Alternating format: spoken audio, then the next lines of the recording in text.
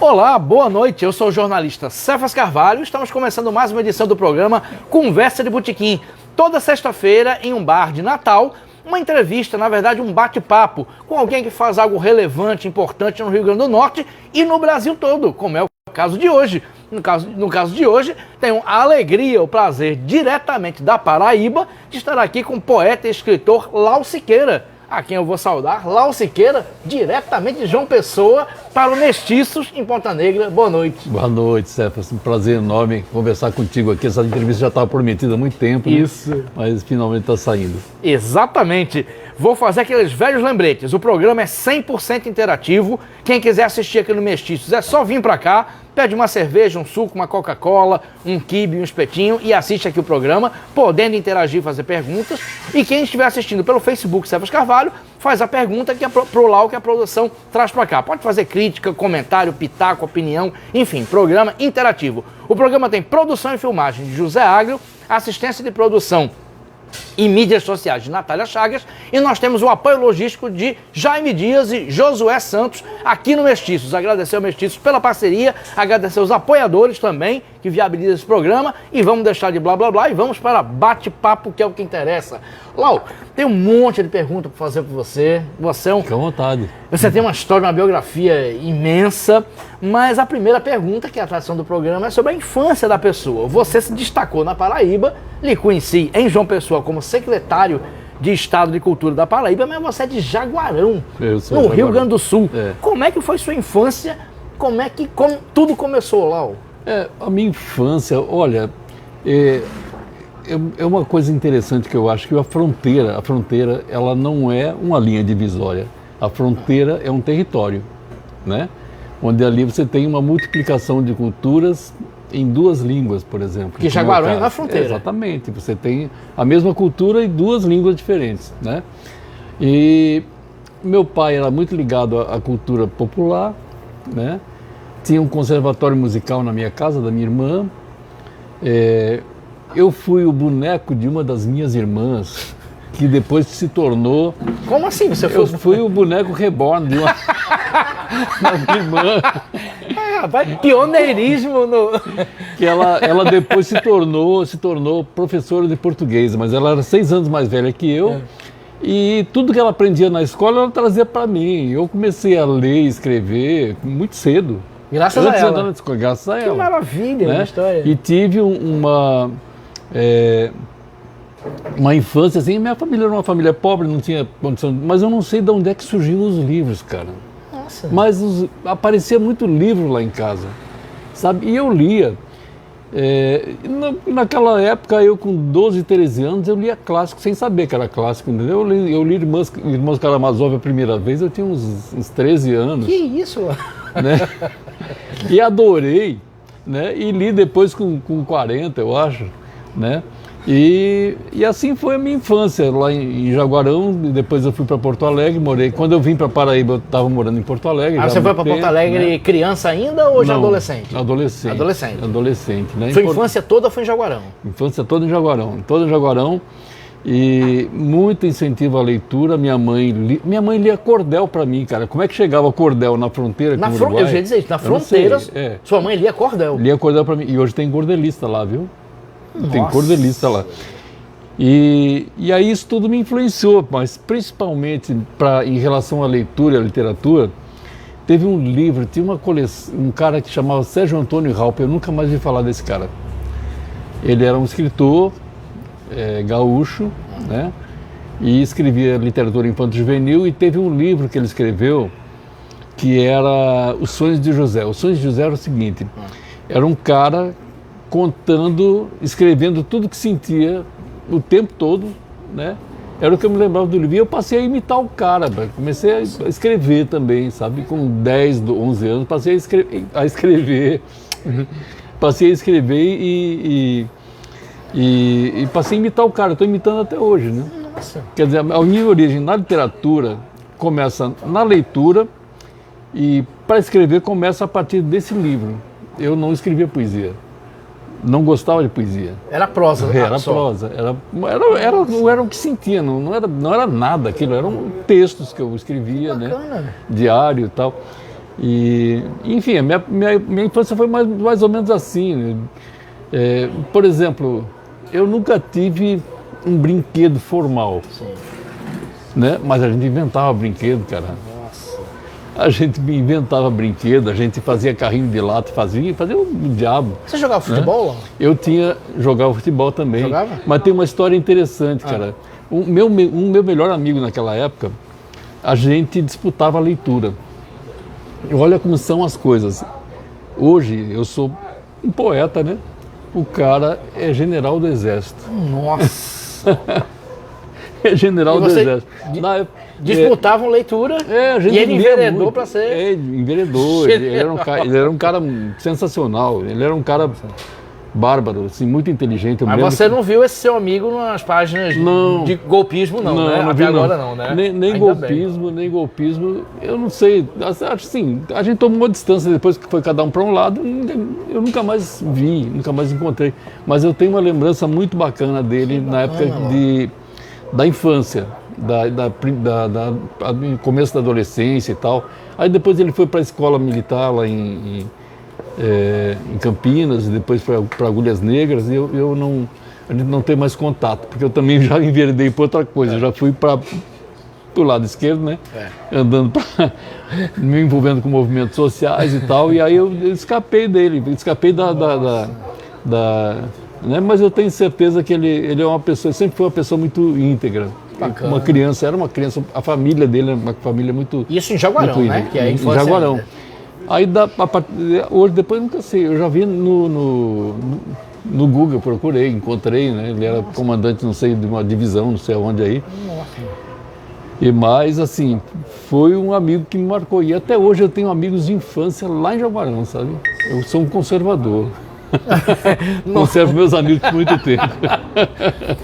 Daqui a pouco eu vou perguntar se você vai para Jaguarão, mas a curiosidade é como foi a ida para Porto Alegre na adolescência, porque aí mudou de infância para adolescência, né, Lau? Mas também mudou geograficamente, sim, foi para uma capital. Também. Aí como é que foi o choque? Aí foi o seguinte, cara, porque era falta de perspectiva, né, na fronteira. Na época era uma ditadura e lá era uma área de segurança nacional, né? Então era muito difícil viver em Jaguarão. E eu fui para Porto Alegre com 15 anos, fiz de tudo um pouco, cara. Meu primeiro emprego, aliás, eu costumo dizer, Cefas, que eu comecei a minha vida profissional com carteira assinada, trabalhando de porteiro num prédio. Foi mesmo, Lau? E acabei a minha vida profissional como secretário de Estado. Nossa! Em lugares diferentes do Brasil. Diferentes, exatamente. Então, assim, eu valorizo aqueles momentos todos, aquela dificuldade toda. Né? Gostei muito do tempo que eu vivi em Porto Alegre, porque eu era muito duro, não tinha dinheiro para Mas curiosidade, nada. Você foi com família ou foi sozinho? Não, fui só. Sozinho? Fui só, mas eu tinha uma irmã morando em Porto Alegre, me deu toda a cobertura, né? Ah, sim. Aí, minha irmã, meu cunhado, assim, me acolheram de uma forma, sabe, muito, muito bacana. Isso foi muito importante para mim. E aí, minha vida era trabalhar, né? Eu trabalhei na indústria, no comércio, lá em Porto Alegre. E até vim para Paraíba. E esse mês de abril agora fez 40 anos que eu estou. Mas aí vem a outra curiosidade. É uma história que eu não conheço com profundidade. Como é que você foi? Assim, viajar ao Brasil, todo mundo viaja. Sim. Pessoas do Sul frequentam muito o Nordeste, mas nem sempre para morar. Sim. Como é que você conheceu a Paraíba? Como é que foi a sua primeira ida para João Pessoa, para Paraíba? E por que morar em João Pessoa? Primeiro eu vim para o Nordeste algumas vezes. A passeio? A passeio, né? Minhas férias sempre eram do Rio para cima, sabe? Eu nunca me interessei nem pela Argentina, nem por nada, né? Eu já morava assim, na beira do Uruguai, mas eu vinha sempre para vir para São Luís, e eu vim para Paraíba e conheci uma paraibana aqui. A gente namorou na época, casou, né? Tivemos 2 filhas, hoje eu tenho 2 filhas e tenho 2 netos e uma neta. E a gente separou depois, hoje é amigo, né? Tem uma relação muito boa com ela. E pronto, aí eu tô aqui. Então você veio morar na Paraíba nessa época. Pelo casamento, pelo coração. Foi. E foi interessante, porque na época eu trabalhava em Porto Alegre e quando eu pedi demissão, eu não recebi demissão, eu recebi uma promoção, né? Aumento de salário e promoção. Aí eu disse para o gerente, que era meu amigo, eu disse: Bandeira, eu quero ir embora, cara. Aí ele não me obedeceu, né? Como é que o cara não obedece o subordinado, né? Aí o que aconteceu? Eu disse para ele: Bandeira, eu vou fazer o seguinte agora, eu vou todo dia para o cinema, à tarde, só venho trabalhar pela manhã. Isso é a cara dele. E fiquei um mês assim, sabe? Eu já estava que não aguentava mais ver filme, né? Nossa. Aí no final de um mês ele me disse assim: mas tu tá disposto mesmo a ir pro Nordeste, cara? Aí baixou um pouco de preconceito em relação ao Nordeste. Sim. Aí eu olhei para ele e disse assim: tu não conhece o Nordeste. Era uma pergunta que ele ia fazer mais na frente. Tu não conhece o Nordeste. Aí, inclusive, no dia que eu vim para cá, eu vim com um paraibano que veio esculhambando o Nordeste de São Paulo até aqui, né, cara? Isso? E aí eu quase dando no cara, né? Eu quase batendo no cara, porque eu já tinha uma filha, né? Eu já tinha uma filha pequena aqui. Eu digo: meu Deus do céu, como é que você não gosta da sua terra? Porque a minha terra foi muito difícil, mas eu tenho um amor até hoje por ela. Sabe, quando você despreza a sua origem, velho, sabe, você deixa de existir. Exatamente. Você vai ser outra coisa. A gente vai falar um pouco disso amanhã lá em Parnamirim. Isso, vamos lembrar aqui. Amanhã, Lau Siqueira e Fábio Lima. Cadê Fábio Lima? Fábio Lima estava aqui agora. É? Fugiu. Fábio Henrique Lima estava aqui. Vai você, Lau e Fábio Henrique, amanhã numa promoção da Secretaria Municipal de Cultura de Parnamirim. É isso mesmo? Natália Chagas, pronto. Amanhã é só chegar e ir no Colégio Augusto Severo. Auditório do Augusto Severo, que é muito bom. Perfeito, agradecer aqui Fábio Lima, velho amigo que está aqui, acho que ele está olhando aqui. E tem gente bacana aqui: Tereza Paula, professora Giancarlo Vieira, vocalista dos Grogs, a banda que eu mais assisti na vida. Tereza, boa noite. Estou há anos tentando entrevistar Giancarlo e não consigo, porque ele foge de mim, mas um dia eu consigo. Você está me entrevistando porque eu sou fácil. Não, também há anos tentando. A secretária de junta trouxe. Isso, exatamente. Vamos chegar na Paraíba. Sim. Nos primeiros momentos, você sentiu choque cultural? Você sentiu diferença de clima? Você se arrependeu, apesar do casamento ser pelo coração, mas pela geografia? Como é que foram os primeiros anos? Não, teve alguns choques culturais, sim. Vamos lá. E eu ia contar amanhã, mas vou adiantar aqui hoje. Meu primeiro choque cultural, aliás, foi uma imersão na culinária, né? Porque eu passei a descobrir depois que culinária é um fator cultural, assim, cara, que ninguém discute, mas ela existe, é forte, né? Eu detestava coalhada, não gostava de coalhada. Aí eu fui para Cabaceiras, que é uma cidadezinha que fica lá no Cariri. E hoje é Hollywood nordestina. Hollywood nordestina hoje. Naquela época, a única coisa que existia lá era um lugar chamado Bar, como é que era? Maria de Bé. Aí eu perguntei para ela: o que é Maria de Bé? Por que Maria de Bé? Ela disse que minha mãe era Isabel, que chamavam ela de Bé. Eu sou filha de Isabel, que chamavam de Bé, então passaram a me chamar Maria de Bé. Isso é a cara do interior do Nordeste. É a cara do interior do Nordeste, né? Aí eu tive esse choque cultural, assim, porque, por exemplo, eu estava lá acompanhando o meu cunhado, que ele na verdade, era advogado. Ele morreu de Covid agora, uma pessoa sensacional. E ele estava resolvendo alguns problemas da família num sítio lá. E eu fui para ele com um sítio. E no sítio, rapaz, para quem não gostava de coalhada, a janta era coalhada. Nossa. Aí eu comi um pratão de coalhada e comi rápido para não fazer desfeita. Eu digo: como é que eu vou fazer uma desfeita para um povo que está me tratando tão bem, cara? Está me deixando tão à vontade, me tratando com tanto carinho, e eu vou dizer que não gosto de coalhada, que só tem coalhada para comer. Aí eu comi rapidinho. Quando eu terminei de comer, cara, veio outro prato. Ah, meu Deus. Ele gosta. Foi a minha primeira imersão cultural na Paraíba, foi dentro de um prato de coalhada. Hoje eu adoro coalhada, talvez por isso. Que maravilha, Lau. Eu faço coalhada hoje. Você faz coalhada? Faço, de qualidade.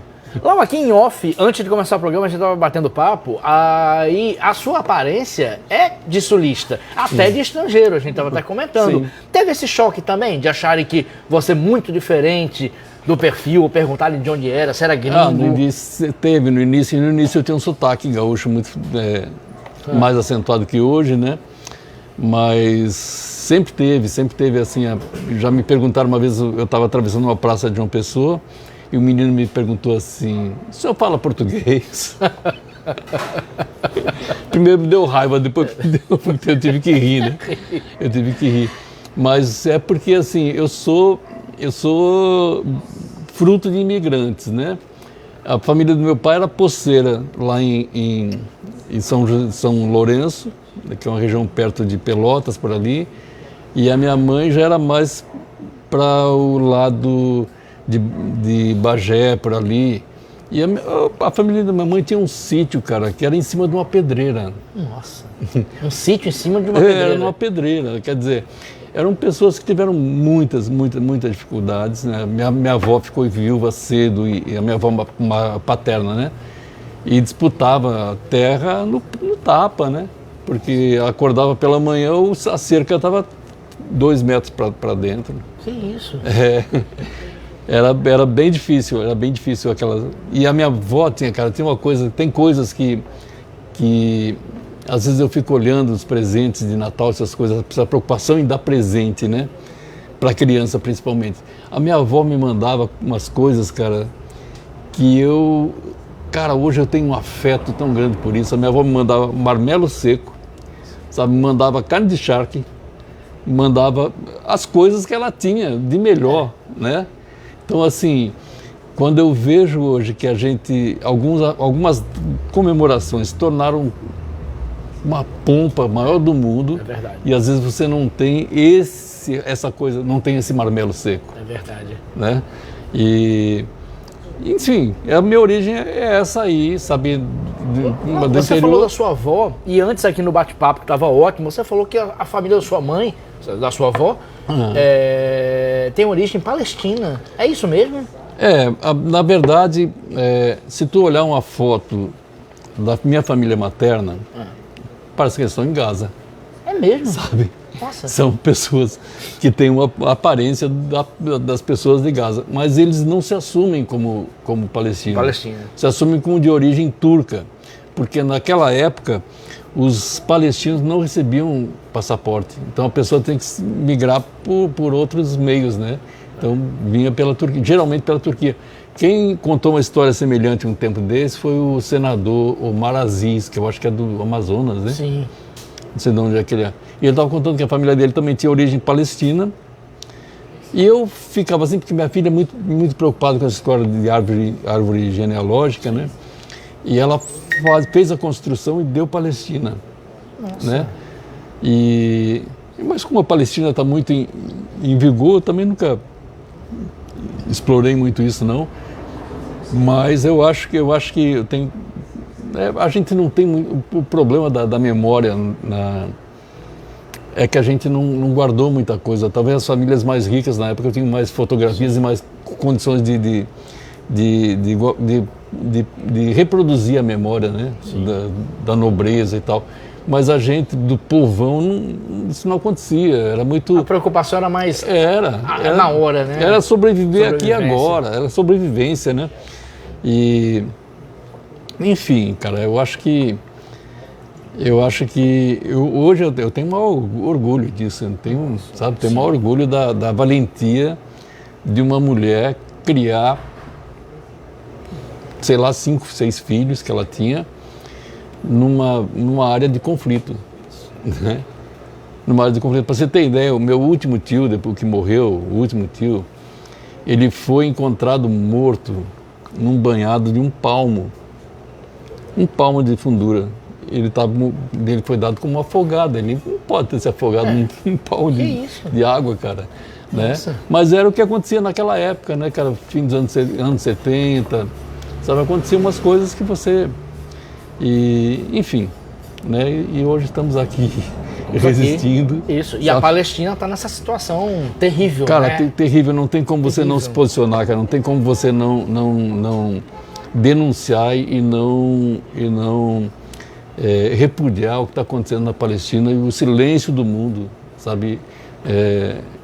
A minha neta esteve na Europa um tempo desse, um dia desse aqui, e ela fotografou em Paris uma manifestação em favor da Palestina. Tem manifestações em todo canto, sim, mas é muito grave o que está acontecendo com a Palestina, porque é um genocídio. Sim. E genocídio filmado, né? O primeiro genocídio filmado. É um genocídio ao vivo, cara, que você vê todo dia, coisas, atrocidades terríveis, e isso é muito sério, é sério para a humanidade, né? Quer dizer, hoje, se tivesse TikTok na época das câmeras de gás, certamente você teria aquela devastação toda filmada, né? Filmada, exatamente. Lá, vamos voltar à linha temporal. Você está falando que estranhou a coalhada, teve que voltar, teve que comer. Teve outros choques culturais, mas ao mesmo tempo, a minha curiosidade agora é saber em relação à sua poesia.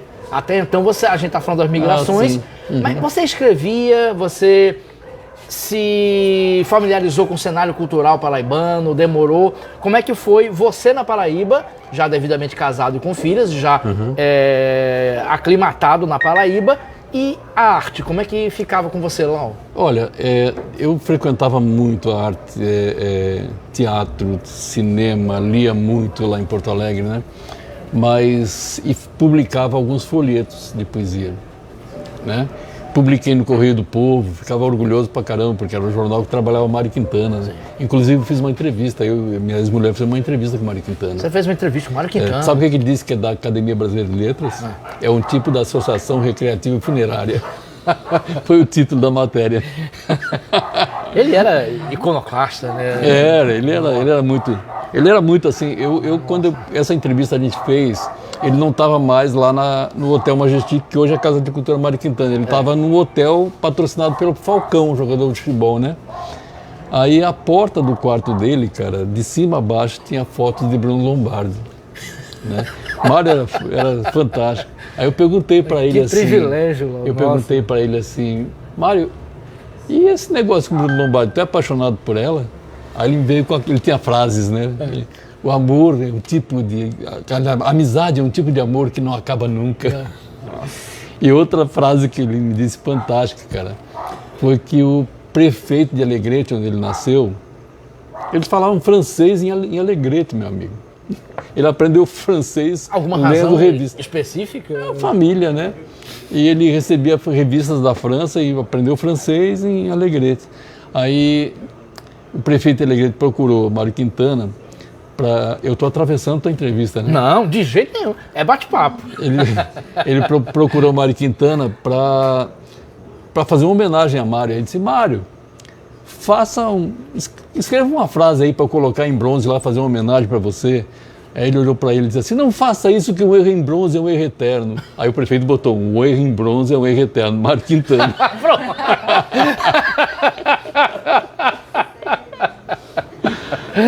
Foi sensacional. Eu tenho essa entrevista hoje num blog, mas ela saiu em vários jornais aqui, em outros países. Aqui não, na Paraíba e só saiu em Porto Velho, em outros estados aí também. Que maravilha! E a sua poesia? Quando é que você começou a se sentir poeta, acreditar que era poeta? Como é que foi esse processo, Lau? Olha, primeiro assim, hoje eu ainda sou muito tímido, mas eu era, sabe, de me esconder debaixo da mesa, sabe, era terrivelmente tímido. E eu não tinha nenhuma pretensão de publicar livro. E essa coisa de publicar livro, ela nasceu na Paraíba, né?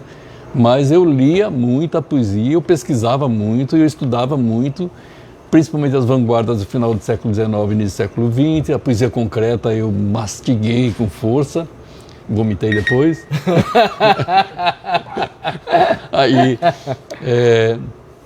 E eu acabei publicando meu primeiro livro com 36 anos já em João Pessoa, né? Eu era casado com uma jornalista e escritora chamada Joana Bellarmino, que ela já tinha publicado pela Moderna um livro que era um título fantástico, D'Artagnan, um gato com gosto de pinto, história infantil. Era uma história de um gato que comia os pintos tudinho. Era a história do sítio da casa dela, né? Aí os pintos comiam, o gato comia os pintos tudinho que nasciam, né? Bem politicamente incorreto, né? Incorreto, exatamente. Era assim, completamente incorreto.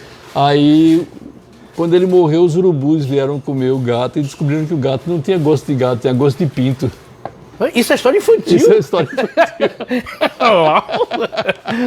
É sensacional, porque quebrava totalmente essa história da luta do bem contra o mal, né? Que tem nas histórias infantis, né? Meu Deus do céu! Tem uma história infantil também de uma escritora chamada Eliane Gunning, que é O Coração de Coralie. O Coração de Coralie, cara, tem um buraco. A história toda é de um buraco que existia no coração de Coralie. Nossa, tudo... É uma história infantil. A gente entre infantil a gente barra quer terror, criança né? demais. Mas deixa eu te falar. Aí em 93 eu publiquei o primeiro livro, muito mais por um desafio de Joana. Nós éramos casados na época. E publiquei um livro e já me incomodei de saída, porque veio a TV. Eu digo, minha Nossa Senhora, meu amigo.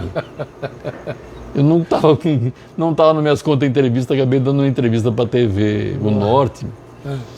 E era um livro de poemas meus e contos dela, né? Que ela era prosadora, é ainda uma prosadora maravilhosa.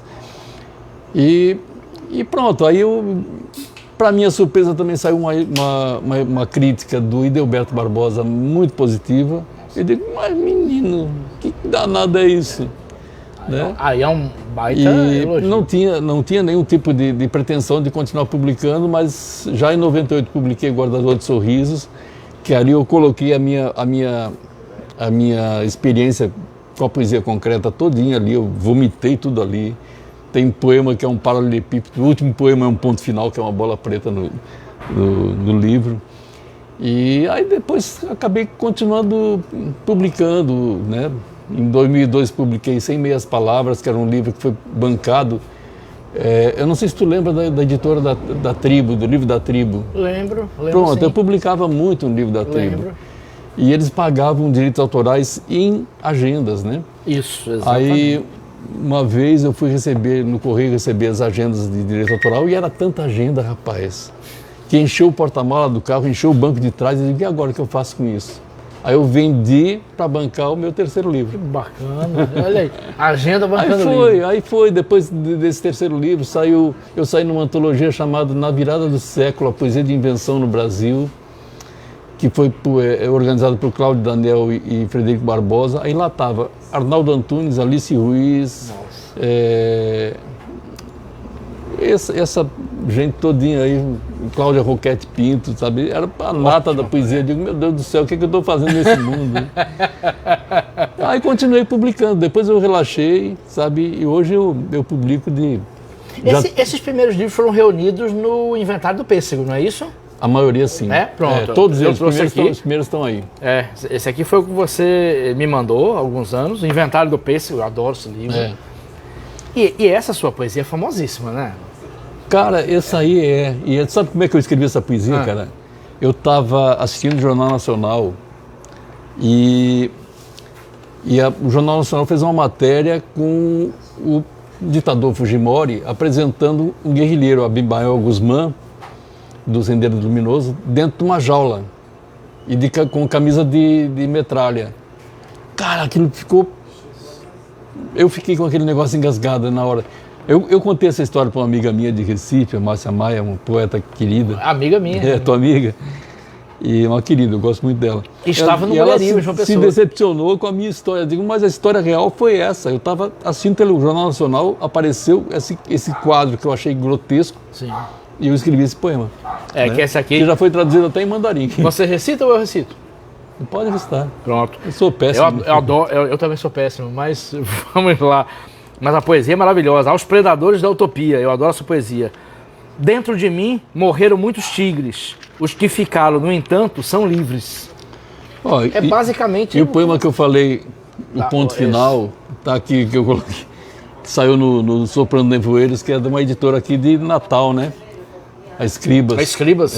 Que me deu de nosso amigo Carlos Fialho, que já foi entrevistado com o Vesputin. Foi. Que já ele me é um deu... ótimo papo, né? Exatamente, é muito gente boa. Soprando Um grande Nevoeiro. editor, ficou bonito o livro. Ficou muito lindo esse livro. Que é uma antologia, né? Sim. É uma antologia. Exatamente. Eu acho que eu estou perto de morrer, porque já é a segunda antologia. Diga isso não. Que isso? Sério, cara. Não. O ano passado... Você vem no Conversa Bonita pra dizer isso. Pois é, você fica registrado. Se eu morrer, fica registrado. Cara, além de poeta, ele era vidente. Aí o programa vai ficar com mau agouro. Não. Aí, vê só, e no ano passado eu fui convidado para um festival de literatura lá em Glória, no interior de Sergipe. E eu disse, pô, mas eu tô sem livro, cara. Eu tava sem livro, eu tinha alguns livrinhos do Cabeça de Medusa, que foi um livro que eu escrevi na pandemia, né? Cabeça de Medusa, sabe por que é Cabeça de Medusa? Não. Porque na época eu tive um sério problema cardíaco, né? Por isso que eu morrer, para mim, é um princípio. Aí o médico, sabe, quando veio o laudo e tal, tava lá escrito que era cabeça de medusa por conta das obstruções nas artérias, né? Nossa. Era a cabeça de medusa.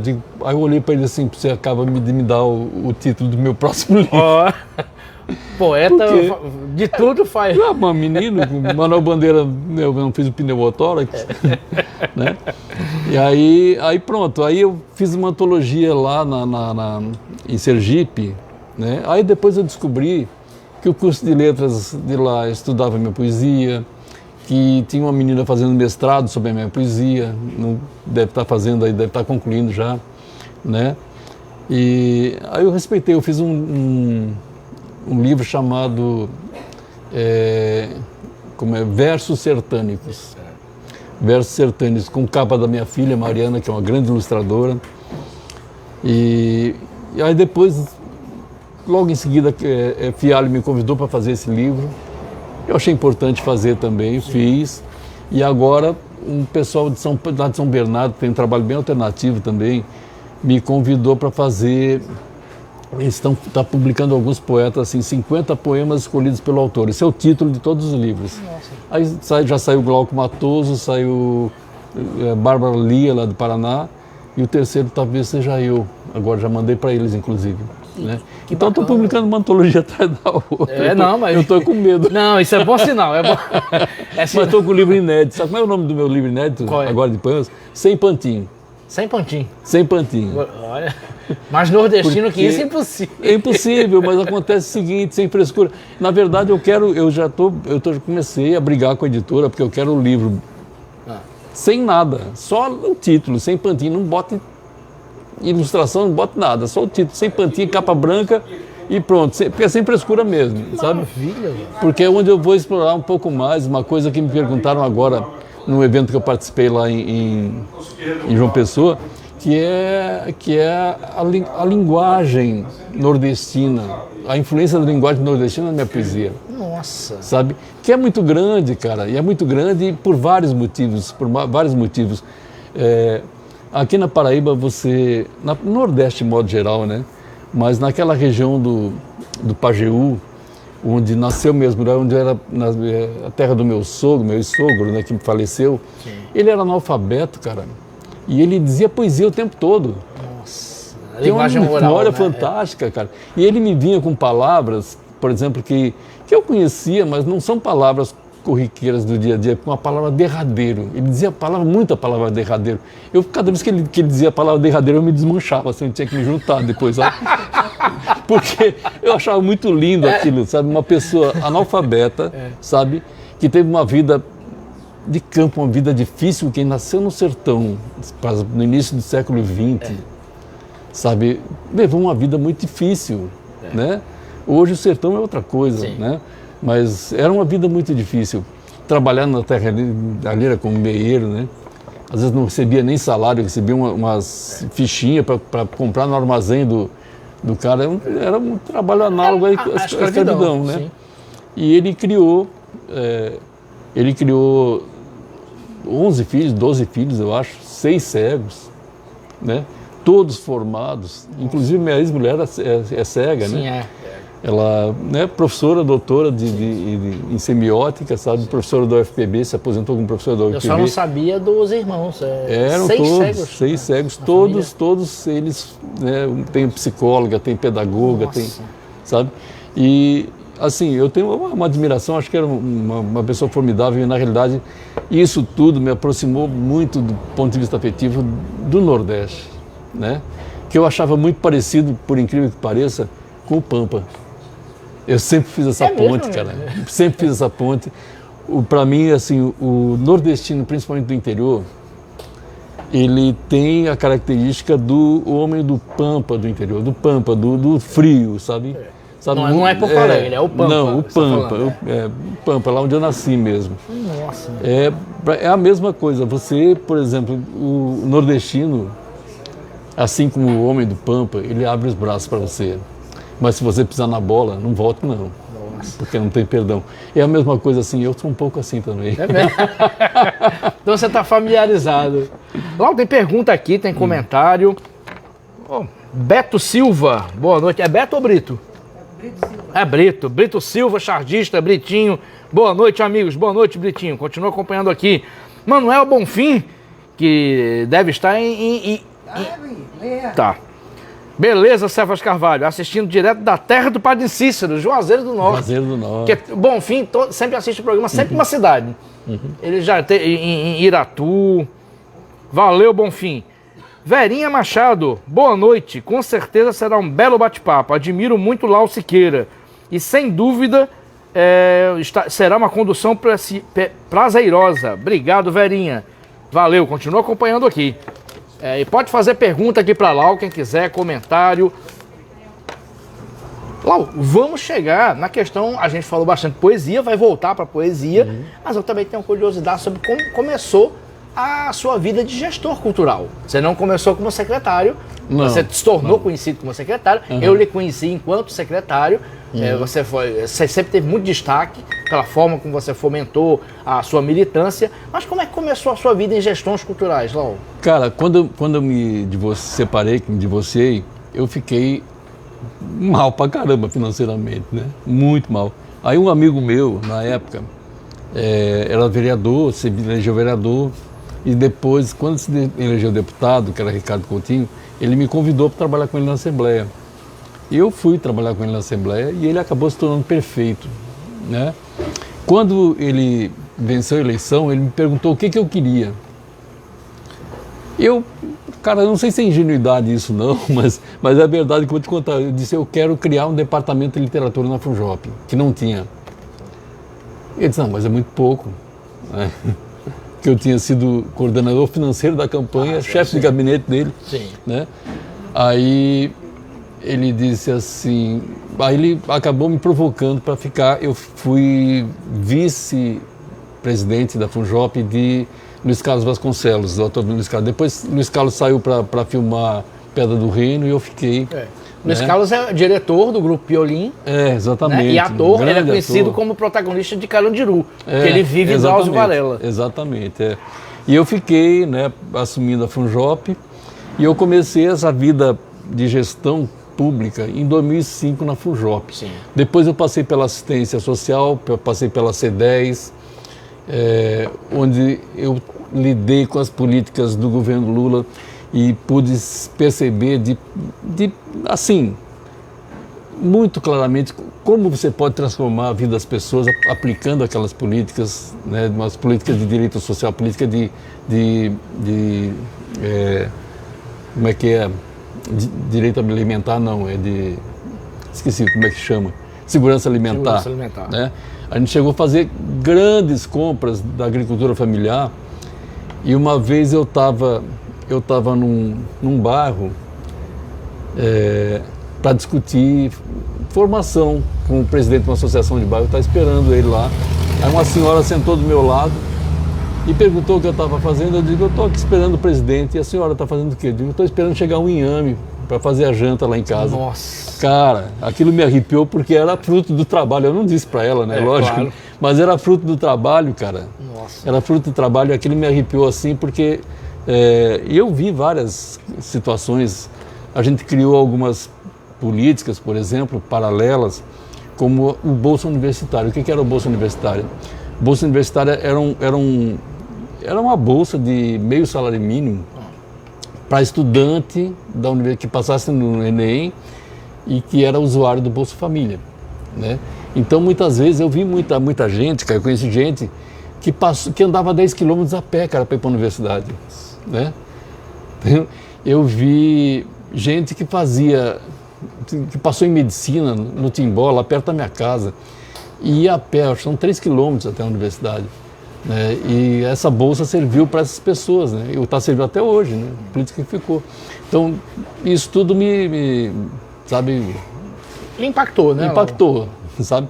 Aí depois eu fui presidente eu fui vice, depois eu fui para o estado, fui presidente de uma fundação de ação comunitária, né, a FAC, que trabalhava também com segurança alimentar, né, e eu introduzi na alimentação, sabe o quê? O livro. Nossa. A gente fez um projeto de leitura dentro da segurança alimentar, que era o corredor da leitura. Sabe, era o acesso ao livro, cara, junto com o acesso ao leite. Que maravilha! E aí depois, deixa eu ver, depois eu fui para a Fundação Espaço Cultural e conduzi toda a reforma do Espaço Cultural, né?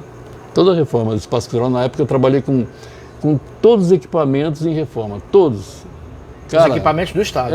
Eu assumi o Espaço Cultural em 3 salas da Rádio Tabajara, Espaço Cultural daquele tamanho, né? Orquestra parada, tudo um desmantelo total, né?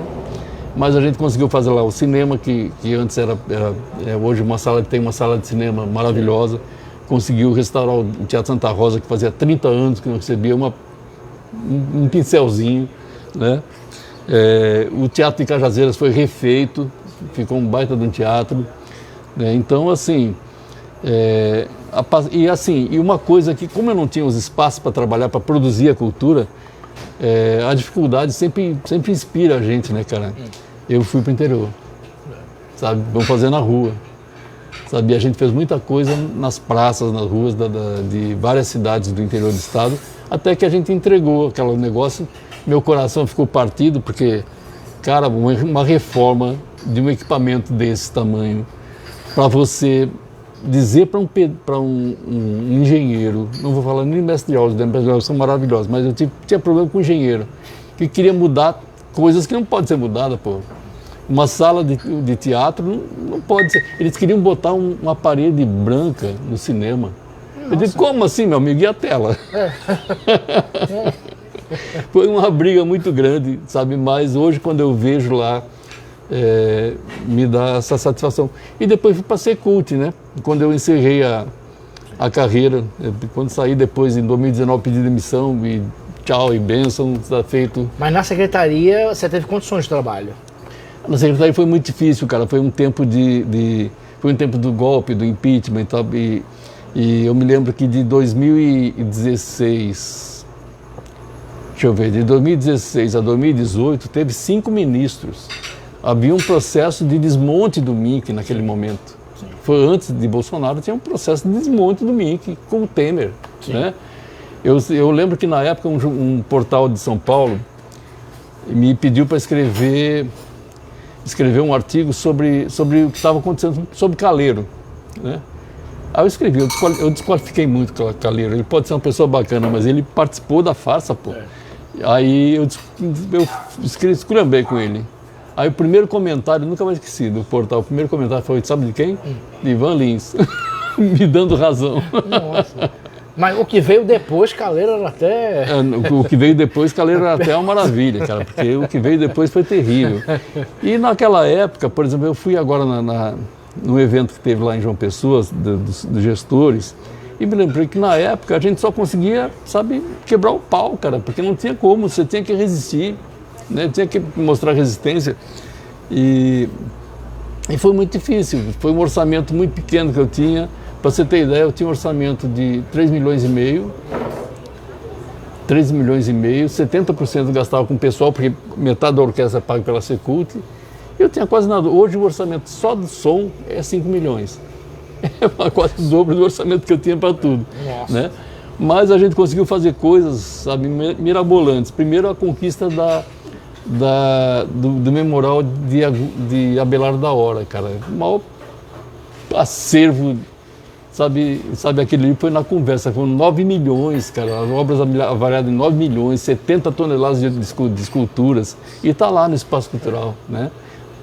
Quando inaugurou, já não estava mais, não estava meu nome na placa, mas a coisa está lá. Tá lá. E outra coisa que eu achei fantástica, que eu achei que, assim, eu adoeci depois, porque foi muito tenso, que foi botar Geraldo Vandré no palco depois de 50 anos. Eu ia perguntar isso mais na frente.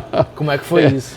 Foi a primeira coisa que eu, quando o governador me deu a missão de propor um concerto com o Geraldo Vandré, eu fui para o YouTube, né? Vou ver o que tem de novidade de Geraldo Vandré. Aí tinha simplesmente, no primeiro vídeo que eu vi, tinha Zusa Homem de Melo e Júlio Medalha dizendo que ele jamais subiria no palco. Cara, aquilo foi meu primeiro incentivo. Mas a gente ficou lá, eu convivi 4 meses, dia a dia, com o Geraldo Vandré, né, lá em João Pessoa. Darlan, o produtor dele, uma pessoa bacana, que a gente interagia muito, e no final o Geraldo Vandré não queria assinar contrato, porque ele nunca tinha assinado contrato na vida dele, não ia assinar contrato. Eu digo, pô. Aí eu, beleza, Geraldo, eu vou fazer o seguinte, eu vou fazer um concerto em sua homenagem, você não precisa cantar não. Aí ele olhou para mim e disse assim, ei, você está precisando de dinheiro? Eu tenho dinheiro para te emprestar. Nossa Senhora, que isso? Eu vou cantar de graça. E cantou de graça. É mesmo? Foi, ele não aceitou fazer um contrato, não quis assinar o contrato, né? Ele tem dificuldade com essas coisas. Isso eu ia perguntar. Qual é a sua percepção sobre ele? Ele já tinha 83. Olha, Geraldo Vandré, ele é um cronista. Ele foi um cronista. Quando foi, por exemplo, para não dizer que não falei das flores, ele não participou da passeata dos 100 mil, mas ele viu. Então ele escreveu sobre o que ele viu. Geraldo Vandré, nas músicas dele, fala muito do sertão. Vou te dizer agora uma informação bombástica. Geraldo Vandré nunca foi ao sertão. Ele nunca foi ao sertão? Nunca foi ao sertão.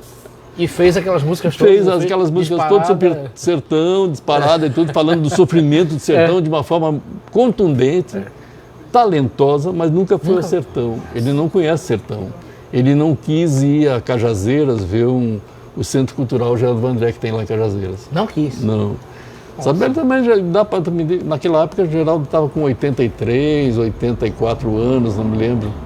Né, com os problemas que uma pessoa de 83, 84 anos tem. Quando pergunto politicamente sobre ele me chamava de petista. E eu não sou petista, quer dizer, petista para mim é... Mas ele chamava como registro ou em tom pejorativo? Em tom pejorativo, mas ele gostava de mim, eu sentia que ele tinha me aceitado já, né? E o político que ele admirava, sabe quem era? Alckmin.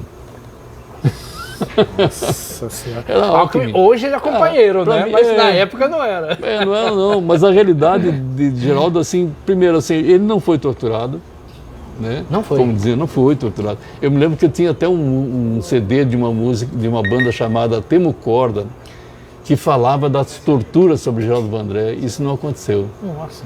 Né? Isso não aconteceu. Mas ele era por exemplo, no concerto dele, que a gente fez, lá fez 2, cara. Sabe quanto a gente gastou para fazer 2 concertos de Geraldo Vandré? 65 mil. Para 2 concertos. 2 concertos? Para 2 concertos. Pagando pianista que veio de Nova York, a pianista dele. Nossa. Pagando tudo, somando tudo, deu 65 mil. Hoje você não faz show com menos de 1 milhão, cara. É uma loucura. Nossa. Aí, o concerto dele, que está no YouTube, da Rádio Tabajara, e está no YouTube da TV Assembleia, ele mostra uma trajetória de Geraldo Vandré na música, que começou na Bossa Nova, né? Passou pela música experimental. Tem uma música que ele canta que é Canta Maltina. É uma música com 3 palavras inventadas. Todo mundo perguntava, que língua é essa que ele está falando? Ele disse, não, 3 palavras que ele inventou. E ele canta uma melodia belíssima. E no concerto ele recitou vários poemas, sabe? Nossa. É um negócio, um registro histórico, assim, muito bonito. E eu te confesso que eu gostei de ter claro que... E ter sido fundamental para isso, inclusive. De ter participado disso na época. E parece que Fábio teve no concerto. Fábio que foi no concerto, não foi? Fábio esteve? Fábio, esteve, está confirmando aqui. Foi. Com a governadora, Fátima Bezerra, foi também, foi. Sabe? A irmã de Fátima Bezerra, Teté Bezerra, disse que vinha pra cá. Tô esperando ela chegar. A Irene Paiva aqui, amigo a Irene, bem-vindo. Aí foi assim, pra mim foi uma surpresa. Quando terminou, deu aquele alívio, né, cara? Sim. Porque, deu certo. Podia ter dado errado, né? Já tinha dado errado muitas outras vezes. Muita gente tinha começado a fazer e não concluiu o processo. Eu consegui fazer e concluir. Você teve medo que na hora H desse... Teve? O tempo todo. Ele brecasse tudo. O tempo todo, meu amigo. Saísse. O tempo todo. Quebrar o violão no chão. Igual a Sérgio Ricardo. Não, o tempo todo eu tinha... Fizesse um discurso assim, inadequado. Não, mas no último dia teve um fato lá que o pessoal também subiu no palco para protestar sobre Marielle e ele ficou pé da vida, né? Mas também achei que o pessoal foi um pouco inconveniente. Porque o palco é do artista, né? O palco é do artista. E segundo, sabe, se informa, em Geraldo Vandré não era uma pessoa de extrema esquerda, de militante, nunca foi, né? Nunca foi, era um grande cronista. Por exemplo, ele teve uma música para Che Guevara, né? Aí ele me disse assim, olha, me arrependi porque Che Guevara se tornou um propagandista da indústria de armamentos. Meu Deus! Meu Deus do céu! Mas são coisas curiosas, que na realidade, assim, as pessoas lidam geralmente com o mito, né? Eu vi a pessoa real, né? Isso. A pessoa real, eu convivi diariamente ia almoçar nos lugares, ninguém sabia com quem eu estava almoçando, quem era aquele senhor. Aquele senhor, né? E ele não quis fazer num teatro grande, quis fazer na sala de concertos, que era um lugar pequeno para 600 pessoas, né? Ele disse, não, eu cantei a vida toda em teatro pequeno, eu não vou cantar em teatro grande, não. É coerente, né? Mas é um registro que está aí, foi gravado. Sim. Eu dei a ele, certo que a gente não pagou o cachê, porque ele não quis assinar o contrato, mas a gente deu a ele todo o registro. Sim. Todo o registro, eu não fiquei com nada. E publicamos um livro dele. O livro que ele publicou, que era inédito no Brasil, ele publicou em 73 esse livro, no Chile, quando ele estava no exílio. Não sabia disso. Aí nós conseguimos publicar, ele que mudou o título, botou Poética. E é um livro, por exemplo, que tem um poema que deu origem à canção que tu disse agora, como é que foi? Disparada? Disparada. Está nesse livro. Então, assim, tem um... Não é o poema Disparada, é o poema que deu origem à música Disparada. Nossa. Né? Então, assim... desculpa, pode falar. Diga. Não, eu ia falar... Fala sobre outra pessoa que você tem em contato, que é amigo seu, mas aí que já é de esquerda militante, que é Chico César. Assim, Chico César é aquilo mesmo, não é? Chico César é uma onda, cara. Chico César saiu tem uma história que eu conto sempre de Chico César. Chico César saiu da secretaria e eu entrei, né? Aí ele me convidou para almoçar, a gente foi almoçar lá em Cabo Branco, em algum lugar, não me lembro onde era. Aí ele me contou a história de Gilberto Gil, de que quando ele assumiu a Secult, ele procurou Gilberto Gil para tomar conselhos, né? Diz que Gilberto Gil olhou para ele e disse assim, cometa seus próprios erros. Eu acho essa história sensacional, cara. É a cara de Gil, né? É a cara de Gil, cara, sábio, filosofia, cara, muito sábio. Eu acho essa história... E assim, eu tive a relação de gestão com o Chico muito bacana. Quando eu fui presidente da FUNESC, da Fundação Espaço Cultural, o Chico era secretário de Cultura. Sim. E a gente trocava uma bola legal, sabe? Que ele não podia, eu ajudava, quando eu podia, né, fazer, ele me ajudava, enfim. E foi um negócio muito bacana, remontou a Orquestra Sinfônica, que estava desmantelada, e enfim. Foi uma relação bacana, e até hoje eu tenho uma relação bonita com o Chico. O Chico teve a gentileza agora, o último show que ele fez em João Pessoa, eu estava lá na plateia, né, ele mandou me chamar para me dar um abraço lá no... Né, então tem Vocês têm uma parceria, né? Tem uma musical. Tem, cara. Na pandemia, Chico fez mais de 100 músicas. Chico é uma máquina de fazer música, né, cara? E aí ele pegou, tinha sido publicado uns 10 poemas meus numa revista do Piauí, que eu não sei como chegou nele, né? Aí ele pegou 2 poemas e fez uma música linda, cara. Aí me mandou, assim, pelo Messenger. Não tem nem título, e não tem assim, não tem nem título. Eu não sei nem o que eu faço com aquilo ali, porque é tão precioso que eu não sei o que fazer com aquilo.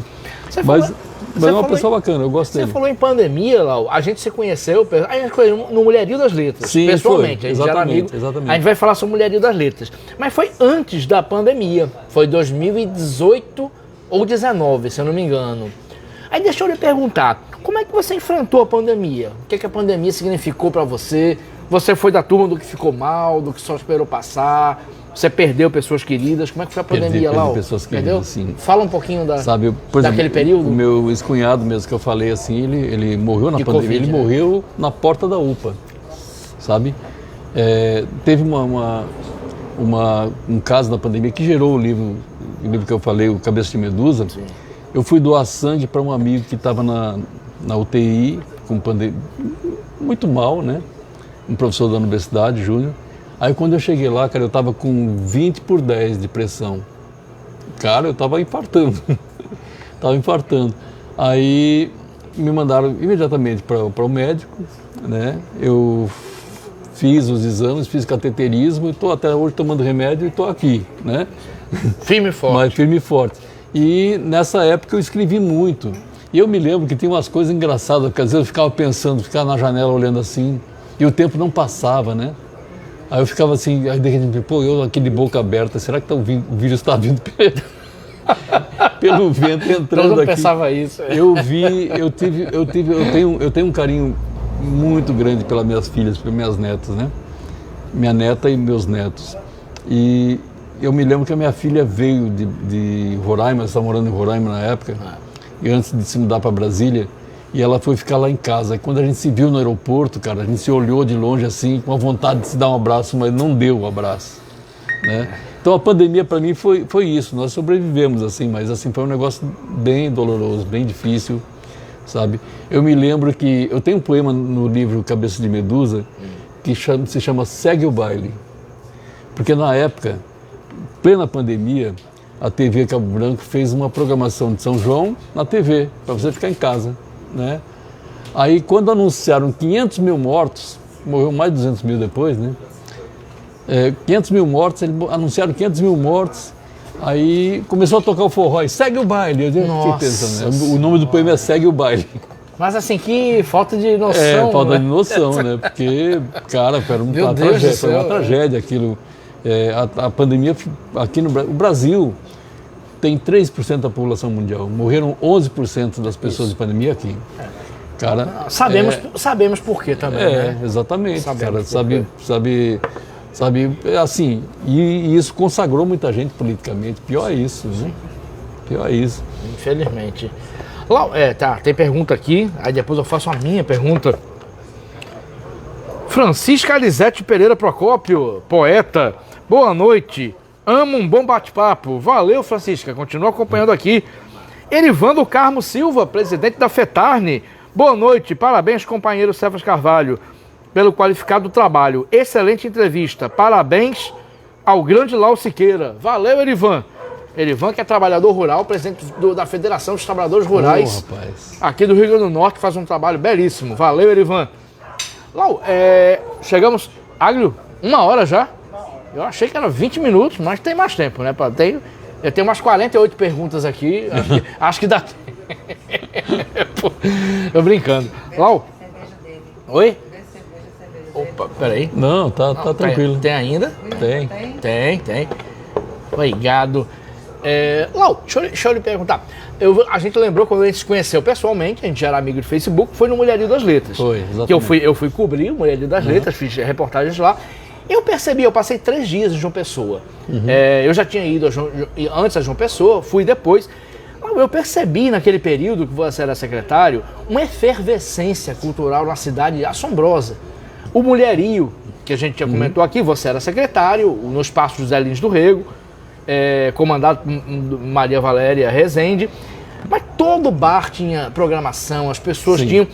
Como é que era essa efervescência toda? Assim, você percebe isso, que havia realmente essa efervescência na Paraíba? Eu acho que já teve mais, sabe?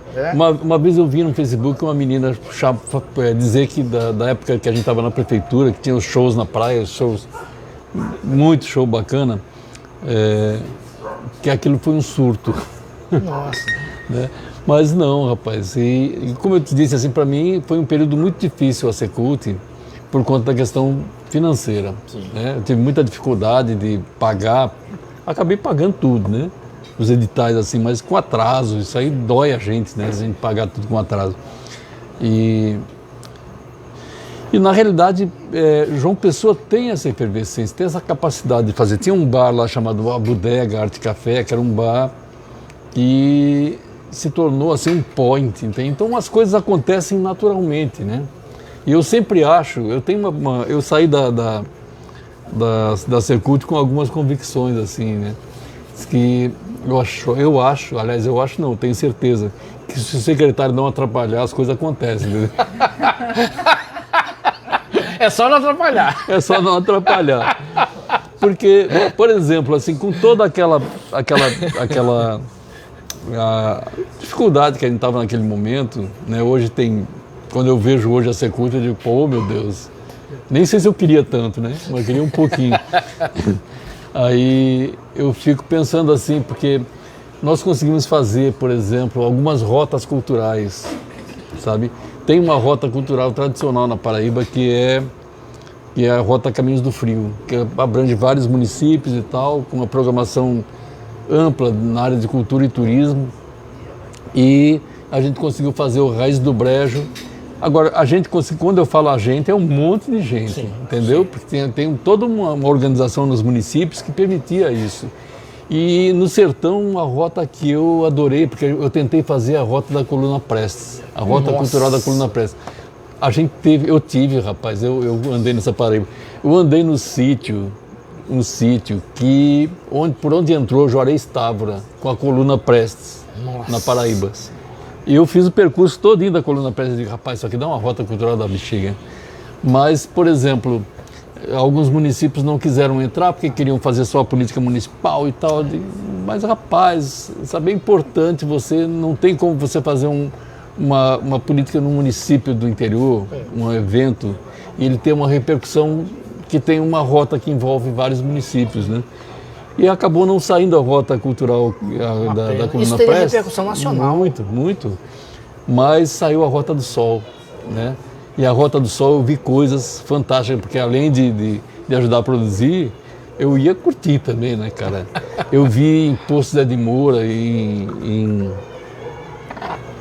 inclusive vários grupos culturais de caboclos lá da Major Ciraulo, parece que é o nome da cidade, não lembro qual é a cidade do interior de Rio Grande do Norte, que participavam também. Sim. Né? Era um grande festival de cultura popular e eu vi, por exemplo, em Cajazeiras, em Uiraúna, em Joca Claudina, em vários municípios que nunca receberam nada, o Balé Popular da Amazônia, por exemplo, que é um espetáculo fantástico, cara. Eu ficava babando assim com a musicalidade, com a dança, com as representações que eles faziam no palco. Então, assim, foi uma coisa que me deixou bacana. E outra coisa foi o seguinte, foi as feiras literárias, né? Que a gente inventou de fazer a partir do nada. Não tem dinheiro? Ótimo, vamos fazer sem dinheiro. Em cidades do interior, né? Cidades do interior. Eu acompanhei isso, eu achava sensacional. Lá em Piancó, por exemplo, tinha uma professora numa escola particular que fazia um trabalho bacana com literatura. E eu dizia para ela assim, Branca, o que você faz na sala de aula é uma feira literária, né? Aí a gente fez lá a Felipe, a festa literária que existe até hoje, né? A cidade não se envolveu muito, mas teve uma pessoa segurando a onda e foi embora, né? E ela queria dizer que eu era o mentor. Eu digo, eu não sou mentor de nada, cara. Pode dizer que eu sou um provocador, mas de mentor não sou não. Sabe, é você que está fazendo no dia a dia, sabe? Então tem muita gente fazendo coisas fantásticas, cara, no dia a dia, sabe? Que se você tiver um olhar para aquilo, você dá um volume, sabe? Você dá uma visibilidade. E é o que eu fazia. né? Então, por exemplo, em Pocinhos, eu tive uma reunião com 5 ou 6 professores e nasceu a FLI Pocinhos, sabe? A partir da sala de aula. E o fato de não ter dinheiro, por exemplo, lá em Piancó, eu dizia assim para a Branca, vamos fazer o seguinte, botar os meninos, dar protagonismo para esses meninos. Sim. E tinha teve mesa de uns meninos discutindo, 2 meninos discutindo os aspectos filosóficos da obra de Machado de Assis. Cara, você quer o quê de uma feira literária? Você quer o quê de uma feira literária? As estrelas? Pô, se danem as estrelas, me desculpem, né? O bacana é exatamente a provocação, né? Que maravilha. Aí começou a surgir lá grupos de leitura, né? Hoje, eu recebi essa semana uma informação que eles ganharam uma Olimpíada Nacional de Literatura. Aqui em Piancó, no interior da Paraíba, né?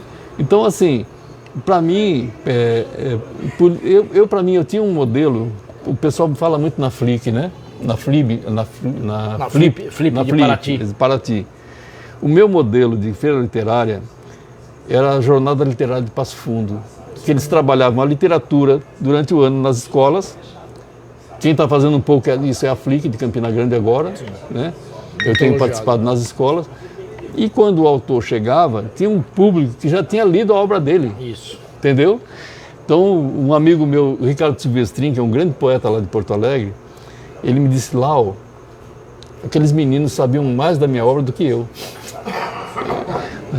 Então, acho que as coisas... você pode fazer... A Paraíba fez agora, recentemente, a FLI Paraíba, um negócio horroroso, cara. Porque eu vi a sua crítica.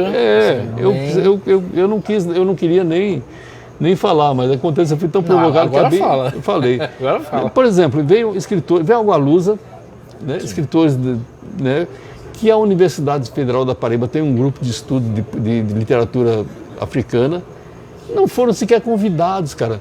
A Gualusa participou de 2 mesas, não se discutia a obra dele, né? Então, assim, tu pode fazer com muito dinheiro, fazer uma grande besteira, um grande desperdício, e sem nenhum dinheiro, com criatividade, discutindo no dia a dia das pessoas, que tem gente fazendo coisas fantásticas o tempo todo, em qualquer lugar, né? Eu me lembro que em São Bento, no sertão, eu conheci uma professora, sabe o que ela fazia, cara? Ela colocava uma manta de rede no final da tarde, na sala dela tinha um bico de luz, na frente, e os meninos iam para lá ler. Então eles começavam a ler e no outro dia voltavam para ler, terminar o que estavam lendo. Né? Isso está acontecendo. Isso para mim é um negócio tem vários. Mãe d'Água tem. Eu tive lá um tempo desse para doar uma bicicleta que na verdade é uma bicicleta de Chilene, minha companheira que não quis mais a bicicleta, a gente foi lá levar. É uma biblioteca, sabe? Ela coloca o livro na bicicleta e sai oferecendo leitura, né? Você foi em Mãe d'Água, doou uma bicicleta para virar uma Agora, como é que coube uma bicicleta dentro de um carrinho daquele tamanho? Eu não sei não, mas coube, a gente levou lá. Poder da poesia. Vamos falar um pouquinho, a gente falou do Mulherio das Letras. Já 2 horas já de conversa? 1 hora aí, 15, dá tempo. Ângela Angolano está aqui, daqui a pouco temos show com Ângela Angolano, música brasileira e africana. Ângela Angolano, maravilha, tamo junto. Que já foi entrevistado aqui no Conversa Botequim, é só você ir no Facebook Cefas Carvalho. A gente tem para a reta final, Lau, mas dá tempo de perguntar ainda, não podia passar sem isso. Fala um pouquinho sobre Maria Valéria Rezende, que é uma figuraça. Para quem não conhece, é uma das maiores escritoras do Brasil, talvez a maior escritora do Brasil, viva. Eu acho. É uma freira de quase 80 anos, que começou a escrever e publicar com 60, já ganhou Jabuti, Oceanos, é autora de alguns melhores livros que eu li na vida, como Outros Cantos e 40 Dias. Fala da importância de Maria Valéria, né, que foi tão presente naquele mulherio que a gente se conheceu, inclusive. Maria Valéria, ela não gosta de dizer, mas ela foi praticamente a pessoa que provocou o mulherio. Porque ela dizia assim, não, na Paraíba eu mando no secretário. E mandava? Mandava. Ela e mais um monte de gente mandava. Então a gente consegue fazer as coisas lá. E na realidade, as pessoas vieram voluntariamente, não paguei passagem para ninguém vir, sabe? E tinha mais de 500 pessoas, Sim, né? sim. Do Brasil todo. E tudo foi uma articulação dela. Mas Valéria tem uma participação fundamental na teologia da libertação, sabe? Trabalhando nas comunidades. Valéria, sabe, ela tem um livro, o livro dela que mais circulou, é um livro sobre a história da igreja, né? E esse livro gerou a Cartas da Rainha Louca, né? Da Rainha Louca, que é um livro extremamente complexo, porque ela tenta trazer uma linguagem do passado compreensível para o presente, né? Ela é fantástica, Eu sou muito suspeito para falar de Valéria, porque eu sou muito fã de Valéria e da simplicidade de Valéria. Valéria tem um livro chamado Vasto Mundo. Sim.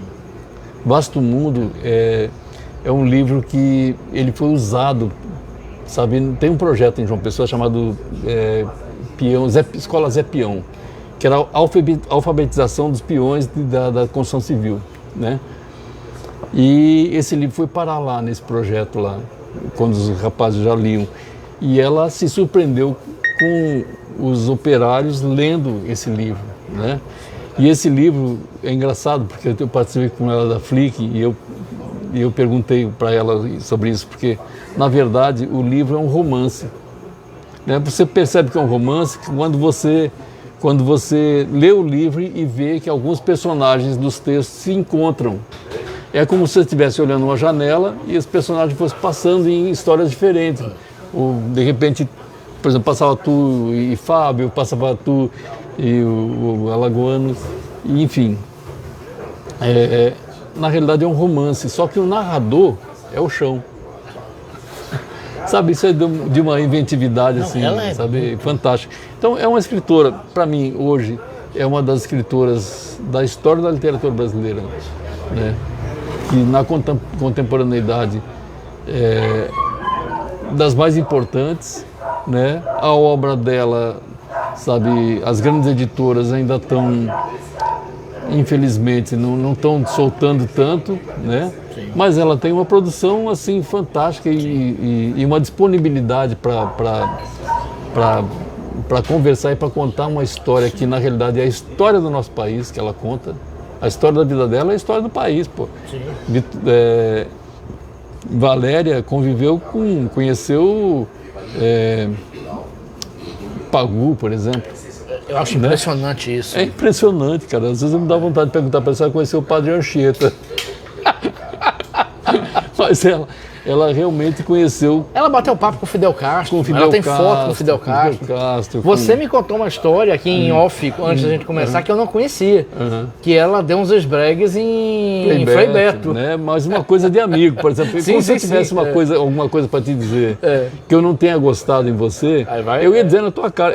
Ela foi e disse algumas coisas. E na minha frente eu fiquei assim, meu Deus, e agora o que eu faço? Me enterro? Né? Porque eu tenho uma admiração grande Frei Beto também, ele é uma pessoa admirável também. Claro. Mas eles são grandes amigos, né? São grandes amigos. Valéria foi às vezes precisa, né, foi a pessoa que levou para a Europa os originais de batismo de sangue, né? Então, assim, cara, ela é uma pessoa absolutamente fantástica e eu tenho um prazer grande, cara, de conviver com ela, não tanto como não estou no dia a dia dela, mas mora no mesmo bairro, se encontra toda hora, sabe? Toma um café. Você mora em Bancários, né? Mora no Bancários. Né? Eu moro numa ponta, ela na outra, mas ela mora no meio, mais no meio do Bancários. Mas é um prazer muito grande, sabe? Conviver, dividir o tempo, viver no mesmo tempo que uma mulher como ela. Eu acho maravilhoso. Ela é maravilhosa. Eu fiquei surpreendido vendo Maria Valéria Rezende nos bares, batendo papo, meia-noite, lá em João Pessoa. E a entrevista que eu fiz com ela em Natal, eu fiz no Bar Dalos, entre um show e outro.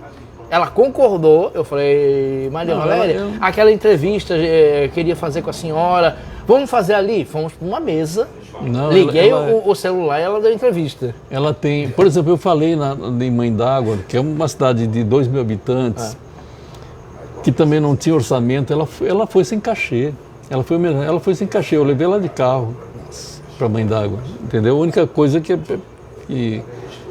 Então, assim, eu acho que é é um prazer muito grande você conviver com uma pessoa daquele tamanho, sabe, no dia a dia da cidade, sabe? Que maravilha. Ela é maravilhosa, ela é uma pessoa que tem uma história bonita, uma pessoa que nasceu de uma família de classe média em Santos, né?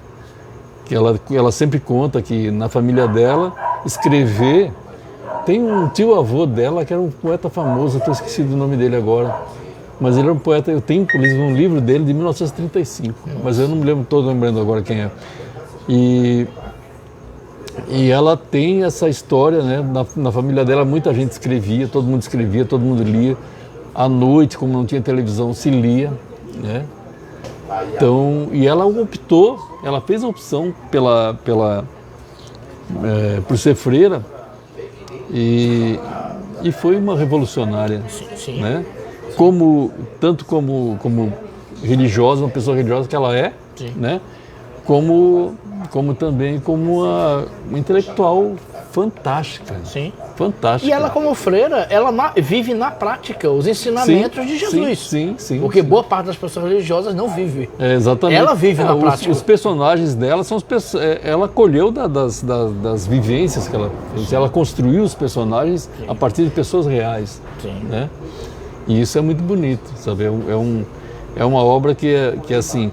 Eu escrevi um ensaio sobre a obra dela um tempo desse, sobre um livro dela, que é um livro que era Histórias Nada Sérias, que é um livro que ninguém leu. Então, assim, eu digo, eu vou escrever sobre o que ninguém escreveu. Eu publiquei numa homenagem a ela que fizeram na União, um ensaio sobre aquele livro, que na realidade é um livro que é produto do Clube do Conto da Paraíba, que já fez 20 anos. Né? Que ela é uma das fundadoras do Clube do Conto. Exatamente. Né? Ela é militante, né? Semanalmente as pessoas se reúnem para escolher um tema, escrever, sabe? E escolher outro tema para a próxima semana e se disponibilizar a escrever. E ela tem contos fantásticos, que é só um exercício. Exatamente. Né? E é isso. Perfeito. Estamos chegando ao fim, é isso? Produção, Aglio. Nossa, vamos para a reta final aqui. Vamos liberar o palco aqui para Ângelo Angolano daqui a pouco, agradecer a todo mundo aqui. Mas uma reta final de perguntas. Sim. Lau, como secretário, você deve ter vivido muita coisa emocionante, muita coisa difícil, mas também deve ter vivido coisas engraçadas. Tem momentos engraçados que você lembra, assim, beirando o insólito, o bizarro, Cara, que você lembra? Tem uma Conta história. algum? Tem algumas, mas eu vou contar uma. Conta. Quando eu estava na Funjop, eu me lembro que uma vez, quando eu somei os pedidos que chegavam na minha mesa durante um dia, deu 800 mil em 2005, 2006, 800 mil num dia. Aí o último foi um cara que veio me pedir passagem para o Rio de Janeiro, para alguma coisa e tal, e não tinha nem edital para aquilo e tal. Aí eu olhei para ele e disse assim, não tem como te fornecer passagem não. Eu tenho uma coisa muito séria em mim, assim, eu não consigo enganar ninguém, entendeu? Você pode não gostar, mas vai sair não gostando, e eu já fiz muito isso, de fazer história de não gostar. Aí esse cara ficou muito puto, assim, que ele ficou pé da vida comigo, né? E foi embora, eu não ia dar realmente, porque não ia prometer o que eu não ia fazer, entendeu? Aí passaram-se os anos, eu estava na Secult, aí um dia me convidaram para uma escola lá no Cajá, e eu fui. Quando cheguei lá, ele era um professor. Ele era um dos professores, organizador. Eu digo, eita, cara, aqui vão me quebrar as pernas. Sabe o que aconteceu? Ele me deu uma tela linda, ele é um grande artista plástico, cara. Me deu uma tela linda. Ele cumpriu, a verdade sempre vale a pena, meu amigo. Ele me deu uma tela maravilhosa, sabe, que está na sala da minha casa. Tem uma outra história. Tem outra história. Dá tempo de contar mais uma? Claro que dá. Uma história que eu acho também muito engraçada, cara, que foi lá em Patos. Tinha 2 projetos na área de literatura no FIC. Um era para fazer um ano inteiro de oficinas, 50 mil reais, os 2. Um ano inteiro de oficinas de leitura na cidade de Nova Palmeira, que é a terra de Zila Mamed. Sim. Né? Aí Eu tenho que lembrar toda hora que Zila Mamed é paraibana. É paraibana. Zila Mamed. Nova Palmeira também é a terra de Fátima Bezerra. Também. Isso. Fátima Bezerra, governadora, é paraibana. Ou seja, eu não... Bem lembrado, exatamente. É prima de Fátima, Exatamente. E morreu no ano que eu cheguei aqui na Paraíba. Nossa. Né? Aí, vê só. Aí tinha um cara de Patos, que era um parente político, não sei quem era, queria fazer um livro. O livro também era 50 mil. Era um livro sobre a história da sociedade de Patos. Eu digo, rapaz, eu optei pelo outro projeto de Nova Palmeira, né? E pagamos. Aí esse cara passou a me esculhambar na rádio lá em Patos e me chamou para uma assembleia lá. Aí eu fui, né? Aí quando eu cheguei em Patos, quando cheguei lá no lugar da assembleia, tava um cara na frente, o cara me olhando de cima a baixo assim, eu digo, eu vou apanhar aqui, mas vai ser bacana. Eu vou entrar. Aí quando eu entrei, o cara era um cantador de viola, né?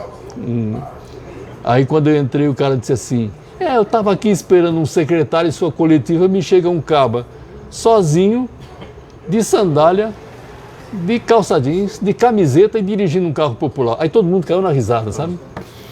Caiu na risada.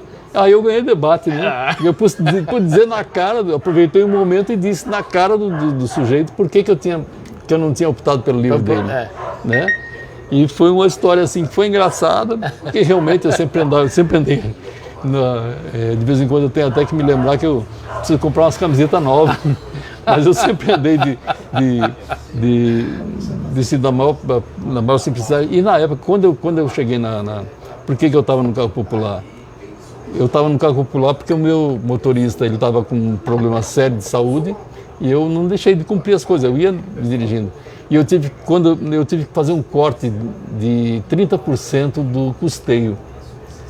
Então tinha os carros bacanas lá, eu botei tudo sandeiro, né? O maestro não quis saber mais, sabe? Ficou puto, foi embora para os Estados Unidos. Ele não quis saber, né? Ficou puto porque eu troquei o carro dele. Eu digo, eu troquei, meu amigo. Fazer o quê? Né? Troquei. Eu vou trocar o meu, né? E eu cortei os 30% sem cortar o essencial. O essencial para mim era ter um carro para viajar pelo estado. Não podia ser um carro melhor, maior, não podia ser. Que aguentasse.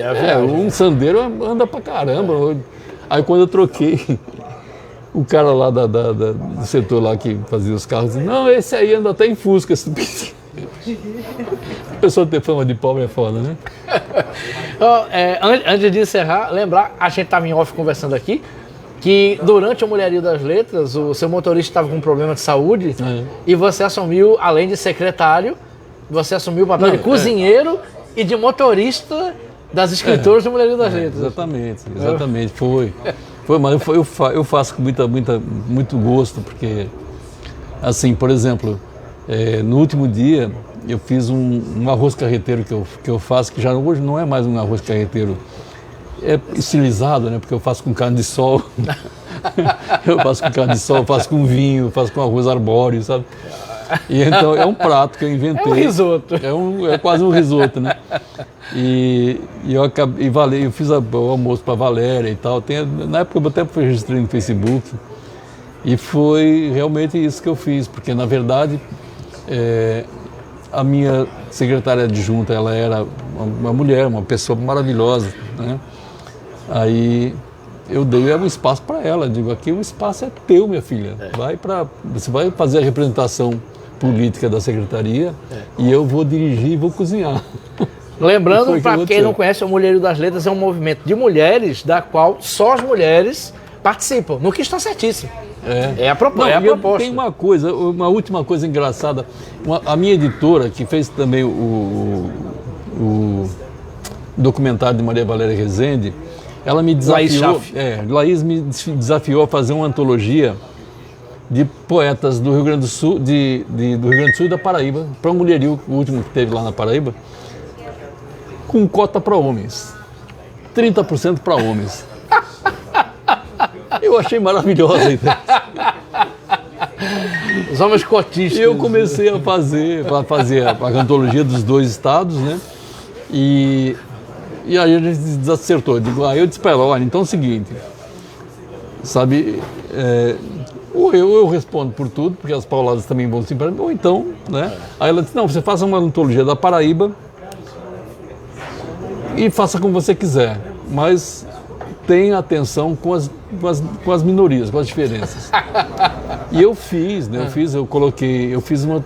Quando eu percebi que na Paraíba, de 1959 até 2023, as antologias só tinham uma mulher, cara.